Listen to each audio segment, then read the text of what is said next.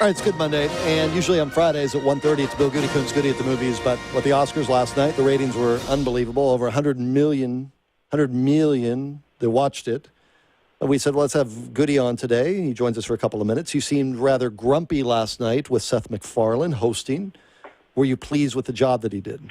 I was less grumpy with Seth MacFarlane than I was with the producers, who seemed willing to come up with almost any excuse to do anything except give an actual award away.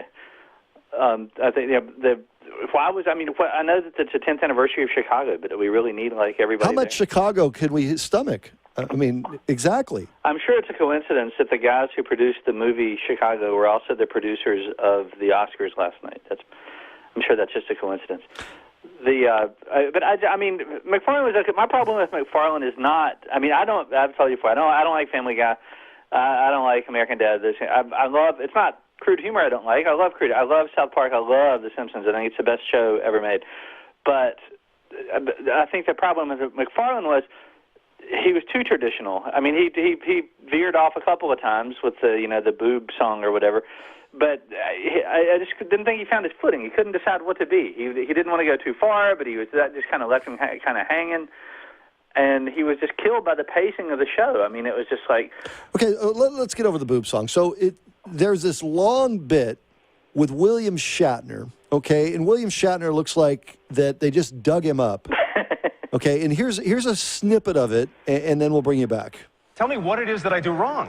To begin with, you sing an incredibly offensive song that upsets a lot of actresses in the audience. I'll show you. I brought a recording of the Oscar telecast back in time with me. And Hathaway, we saw your boobs in Brokeback Mountain. Yeah. Halle Berry, we saw them in Monsters Ball. Okay, so what was kind of funny is my 8-year-old 10 minutes later is singing "We Saw Your Boobs." That was the song that you were referring to, right? He needs to be, first of all, anybody who hosts the Oscars is going to be hated. We would agree on that. It's a thankless gig. It's impossible to do right because the old guard people are going to say everybody's got to be Billy Crystal, and everybody under the age of about 70 is going to say you got to be somebody other than Billy Crystal. So, and really, we probably put too much emphasis on the host because what they do is they come out, they tell some jokes, and you don't see them very often after that. They just kind of pop up every now and then. On most shows, we saw a little more of MacFarlane than we usually do, but usually they just kind of they set the tone. I'll grant you that, but the real thing that people are supposed to be watching this thing for is the movies and which one won. And I think last night that was kind of interesting because there was no big momentum. There wasn't like one overarching winner as far as movies go. Nobody won 10 Oscars or anything. But that said, back on Seth MacFarlane, so he does this bit with Sally Field on The Flying Nun that wasn't funny. And Paul Rudd comes out on stage and wasn't funny. And it continued on and on. Well, yeah, Paul Rudd and Melissa McCarthy, those are two really funny people. Yeah, they weren't funny. And that thing was horrible. It was horrible. It's horrible. Bill Goodykoontz with us for a couple of minutes. So, Best Picture goes to Argo. That was the one that you picked, right? I knew it was going to win, but I had early on picked Lincoln, and I felt like I couldn't go back and change it. But it was clear that Argo was going to win. And when you think about it, it makes sense. I mean, the hero of that movie is Hollywood. Hollywood producers helped the CIA save Americans in danger in Iran. When you think about it in those terms, there's nothing Hollywood likes better than to pat itself on the back. So of course, but that said, I also picked it as my number one movie of the year. So, who did not look good to you last night? Like physically? Yeah, they were up on stage, and it's Tommy Lee Jones looks like he didn't look well. He did not look well. No, you say I sounded grumpy last night. He looks grumpy. He's always grumpy, but he laughed. Tommy, I don't think that he's not well. I think he is older. I mean, that's the thing about that we talked a little bit about before. I think that these people, in your mind, you see them a certain way. Right. Like they're encased in amber. Harrison Ford looks like Han Solo, and then you see him now, and it's like, what? I mean, what happened to him? It's like, well, that's the same that happens to you and me. I mean, What happened to him? If people didn't see us for a long time, they'd be like, whoa, what happened to these guys? And it happens to these guys when millions of people are watching, and so that's unfortunate. I thought it was. I would never say that he looked anything but great, but George Clooney and his beard looked kind of weird. He's kind of scruffy. And well, that's for a role. He's sure. But even with that, I mean, what are you going to say? I mean, the guy's still about as good looking as it gets. And The lady that looked best to you, was it Jennifer Lawrence last night? I mean, there's a lot of girls that look great, but some seemed a little Xanaxed out, Bill, to be honest with you. Yeah, well, I mean, they're nervous, and who knows? Maybe there are parties before and after. The thing that I think was great about Jennifer Lawrence was that she just seemed so normal. I mean, she tripped on the way up up to get her thing, and then she made a joke about it, and I guess in the press room afterwards she joked around about it. She is evidently a lot of fun. And now I'm already reading stories today that are like, does she have a future in Hollywood? And it's like, well, what? Why wouldn't she? I mean, is it really some sort of Oscar curse? I mean, she was great in Winter's Bone. She was really good in Silver Linings Playbook. Is there any reason to believe that she, can't continue to be a great actress? I think stuff like that. I'm a member of the media, but sometimes we're just stupid. Well, I'm stupid, too, because I looked at Anne Hathaway last night, and it was, please get off my television. You're annoying me. Why does everybody hate her? She just wasn't.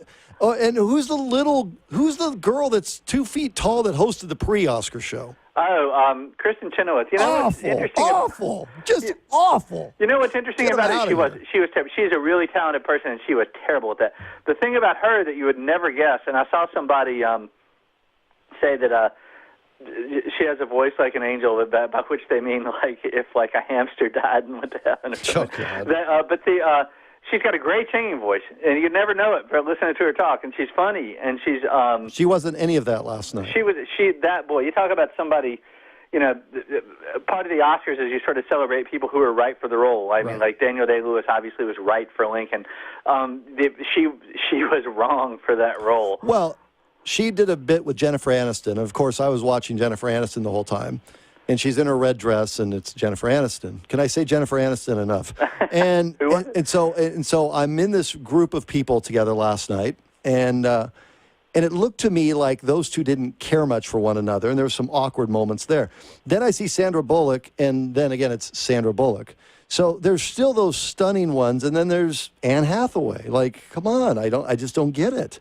There's Jennifer Hudson singing. She was fine last night. But I think what you said earlier, the movies itself, there's a reason why 100 million people watch this. And for Seth MacFarlane, I don't know if he's going to be brought back or not. And he did, some jokes were offensive. The part about Lincoln getting his brains blown out and getting inside his head, that was, I I didn't find that funny. So, no, and that, that's going to happen. You never know who they're going to get. I thought Chris Rock did a good job. I thought Jon Stewart did a pretty good job, but again, he was probably a little too biting, a little too acerbic for the room. It's a tricky crowd. They want to act like they're good sports, but they're not. They want to say, look at me, you can laugh at me, ha ha ha, but you better not. And it's that kind of thing. Somebody like Clooney seems like he's up for it. He's game. And Jennifer Lawrence, her too. I guess she had really good things to say about MacFarlane. Thought he was really funny. But most of them, and also they're nervous. They want to win no matter what they say. That I loved after the Grammy Awards. I saw an interview with Paul McCartney where he said he didn't go because he never wins when he goes, and he wins when he doesn't go, and he hates sitting there.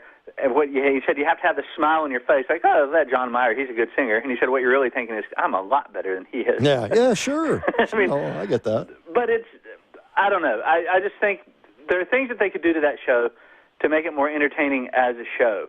Like the James Bond thing. It's great. Shirley Bassey comes out and sings Goldfinger, and that's, everybody thinks that's cool. But wouldn't it have been kind of cool to actually see some of the guys that played James Bond? Yes. Everybody in the room that I was with said, why don't they bring all the Bonds out? And these are people that range in 17 years of age, my daughter who said that, to 80-some-odd years of age, my mom, who's over for our birthday parties. And so the group that I was with was what you're saying they were all thinking. So and I've got to say, just from the standpoint of somebody who was going to write about this, every time they said, we're going to do this tribute in song, I thought I would weep. Because it's like, this is not going to be short. Here comes Deadline. There's nothing that you do in a speaking voice that doesn't take twice as long when you sing it. Yeah, I'll let you go off that. I appreciate you coming on board today. All righty, I'll talk to you. Bill Goodykoontz.